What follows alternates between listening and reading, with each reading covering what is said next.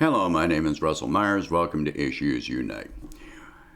Right now, I've got to say my heart goes out to the millions of Americans that are being affected by this storm and all the effects that are happening from it. There has been a lot of focus that has been aimed toward Texas. But Texas is not the only issue going on, but it's a good place to start. I have two friends in Texas that are without, the last I heard, were without power right now. And they're in the middle of Texas, where, upper central Texas, where roads are shut down, power is out, etc. And I worry about them. These are people that I love very much, and I care about them. I hope that they're safe. But Texas, like I said, is not the only place. There are power failures happening across the country right now. They're farmer, and it's having wide-ranging effects. You've got hundreds of Walmarts across the country that are shut down right now. Because you think about how much power one Walmart supercenter draws, and how many homes will that heat? Well, if the power supply is only able to supply just so much, then opening up that supercenter, all the refrigerators, all the freezers, all the lighting, all the registers, everything is electronic. So, I'm sure that they made these choices, by capitalist decision, but, how are their employees going to get to work? What are they going to do with their children? What are the employees going to do with their children while they're at work? When you have roads shut down, and Texas, I've lived through major snowstorms in Texas. Everything shut down. I've seen roads shut down just because there was just ice on the road. There was no snow, just ice. In San Antonio, in 1996, there was an ice storm that went through San Antonio, and they closed every bridge in the city. I worked on the southeast side and worked on the northwest. I lived on the northwest side. Okay. I lived on the northeast side and I worked on the southwest side. There was no way to get across town without crossing bridges. I knew a lot of back roads, but at one point I had to cross one bridge. And luckily, I know how to drive in that kind of weather, but Texans don't. So that was a story in itself, but I had no problems. Other people did. I saw a van behind me try to cross one bridge that I had just crossed, and they just spun out and wound up stuck on the bridge. Up in the Northeast states, the cost of electricity has increased so much. I think up around Massachusetts, Maine, that area, the cost of electricity went from $3 to $4 per megawatt hour last week to $87. The cost of natural gas in places has risen by 32,000%. I've been saying for quite some time, we need to nationalize the oil, gas, and coal industry and the energy grid, we need to nationalize the water system, the electrical system. Why do you think the prices on power have gone up? Because of capitalist profit seeking. That the cost to produce what gas is being produced did not increase by 32,000%. This is price gouging. Now, if this happened, all these people talking against socialism, well, in China, even in Germany, if capitalist entities were price gouging in this manner, they would be arrested. The companies involved, the heads of the companies being involved would be arrested, and the government would take over those companies. But here we are, screaming against socialism, with all these people screaming against socialism. Well, when you get your $5,000 electric bill, you go ahead and scream against socialism. Go ahead. All the libertarians, all the capitalists, when you get that $5,000 electric bill, you go ahead and scream against socialism. Because socialism has nothing to do with this. Why did the wind turbines in Texas fail? Other countries that have much harsher weather have no problem with this. It's because those countries that have more socialized systems install heating elements in the turbines so that the turbines will not freeze up. You look at Germany, they have at times from wind power produced more power than the demand. They were selling electricity to other countries. It was a surplus they were selling. From what I understand, they actually just didn't send out electric bills because there was no cost to produce the electricity. If there was any cost, it's, because the turbines are financed and, there's a payment for that.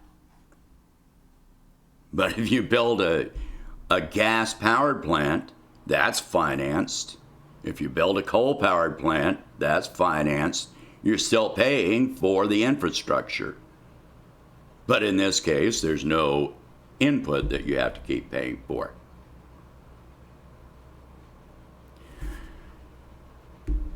Oil and gas pipelines have actually frozen over. The equipment necessary to extract the resources froze over. Why? Because capitalist owners did not want to spend the money on decent equipment to prevent these things from happening. No, this is good enough. Long as we are pulling our money out of it, we don't have to worry about what might happen down the road. In a socialist society, you spend more money up front because of what might happen.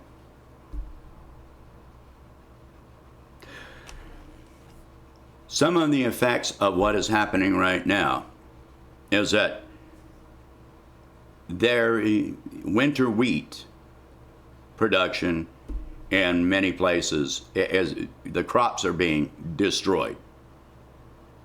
There are animal agriculture, cows, pigs, at say chickens. Well, when if the power system goes down, if the electrical system goes down, you cannot provide for environmental control of those animals. Those animals die. So in the near future, we're going to see major disruptions, worse than right now, in the food supply chain. So expect not only your electrical bills and your gas bills and your water bills to go up. All of your utilities are going to go up considerably, because even after the storm is over, repairs are going to have to be performed. It's going to take weeks or months to recover from this in some areas. But now you're destroying part of the food supply chain. So expect your food to go up in price. I've been predicting for quite some time a famine to occur. Well, this might be the beginning of it. Because other parts of the world, as I've spoken about before, have been suffering from weather problems, insect problems, locust swarms. So there's less available to even purchase and import. Almost the entire wheat and rice crops in China last year got destroyed by weather and insects. There's locust swarms that went across Africa against South America that destroyed many crops. And there was no time to recover with the timing that it happened. So the back supply, the warehoused supply, is just not there. It's been exhausted already. So all of these things are coming together all at once as millions of Americans are unemployed, been forced out of work. So what's going to happen? What would happen in a socialist society? We would be helping each other how we could. We would have had much larger stores of needed supplies. We would have had better infrastructure to prevent these problems. But right now, we have to get through this. Right now, we have to get through this. But what is most important of all is that we have to learn from this. We have to start screaming about this. Our country is controlled by capitalism. Our very existence is being threatened by capitalism. Biden talks about, the military keeping us safe. Where is the military in this? If you looked at a natural disaster like this in China, who would be responding to it? He's talking about giving money to FEMA and funding resources. Well, if it was China, look how they responded last year to the pandemic. They came in, they built, temporary hospitals. The military came in and was assisting the people. Where is our military right now in this country helping to defend against a very real threat to the American people? How are we being kept safe right now? while he talks again, wants to threaten China and Russia and Iran. Where is our military to help the people? Like I said, in China, the military would be out there, distributing food and water and putting up insulated tents with heat. The government would walk in and take over hotels and major meeting centers to house the people that had no power. Would there be some compensation? Maybe. Maybe not. But the people that owned these things would not be complaining about it because they know if they ran into the same emergency situation, the government would be coming in to help them. Not here. That doesn't happen here. That is what, authoritarianism. It's not authoritarian for the government to come in and save lives. The only people that would be screaming about authoritarianism in such a case would be the capitalist that wasn't making money. Even if the government paid the operating cost, so that the business owner broke even, the capitalist would be screaming about lost profits.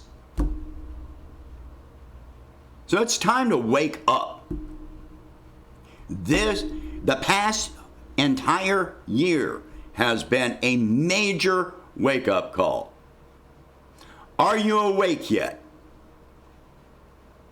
Because capitalism cannot solve problems that are caused by capitalism. That's all there is to it.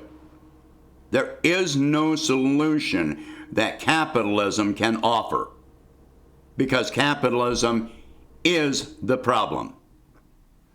Please share this video, talk about these subjects, and I will catch you in the next one. Oh, if you can, please donate $1 a month to help expand the channel. I tend to forget that a lot, but hey. Oh, and click like. It's supposed to help somehow. I'm not sure how. Anyway, talk to you next time.